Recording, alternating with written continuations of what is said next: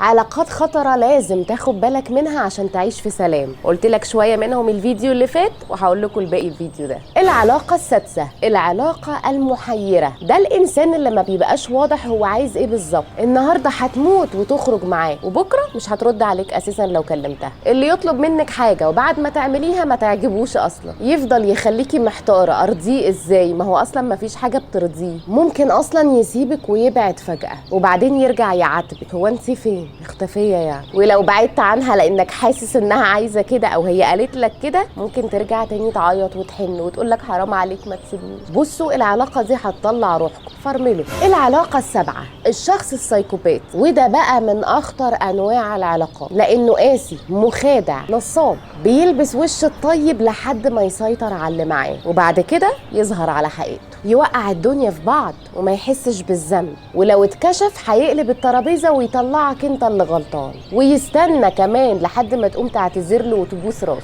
ده بقى مش فرمل العلاقه، ده اجري منها باقصى سرعه. العلاقه الثامنه، العلاقه اللي ما تتسماش. دي العلاقه اللي ملهاش مستقبل، يعني الاتنين في علاقه بس مش عارفين اخرتها ايه، مش عارفين هيتجوزوا ولا لا لعده اسباب. ممكن بقى فوارق اجتماعيه ماديه، وممكن هو يكون متجوز اصلا ومعشمها ان اتس كومبليكيتد وبنام على الكنبه بره، وممكن يكونوا هم اصلا بيتسلوا ومش بتوع جواز. العلاقة دي لازم نفرملها فورا قبل ما تنتهي بمصيبة. العلاقة التاسعة، العلاقة مع مدمن. ودي حاجة مفروغة منها، أول ما تكتشفي إن الراجل اللي معاكي مدمن اهربي فورا. العلاقة دي مشوهة بكل المعاني المادية والمعنوية والجسدية وكل حاجة. المدمن بيستنزف اللي معاه عاطفيا، بيحلف للي معاه إنه هيبطل ويقعد يتحايل عليه إنه يكمل معاه ويساعده، ويا حبيبتي هتفضلي جنبه علشان تساعديه وتنقذيه من اللي هو فيه، وبعدين هتندمي ندم عمرك، بس يا رب ما يكونش فات الاوان. المدمن لازم يتعالج من غيرك،